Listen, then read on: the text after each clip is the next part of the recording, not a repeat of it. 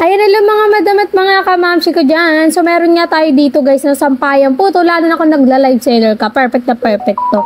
So, ito nga guys is yung ating bamboo wooden hang fold drying clothes organizer with wheels. So, yes po. Ito guys is pwede kayo makapagsampay ng mga coat.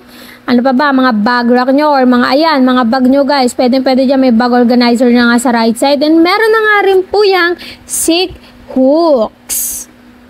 And of course guys, ito nga is built-in screw fixation. Ibig sabihin guys, kapag dumating sa inyo is naka-disassemble siya, which means kayo yung mag-assemble. But don't worry kasi may kasama naman siyang instruction tools tsaka manual.